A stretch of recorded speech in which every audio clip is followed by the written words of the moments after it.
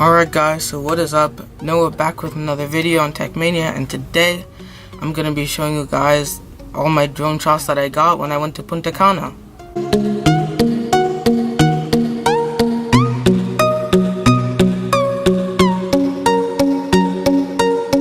Alright, so when I went to Punta Cana, I went over spring break.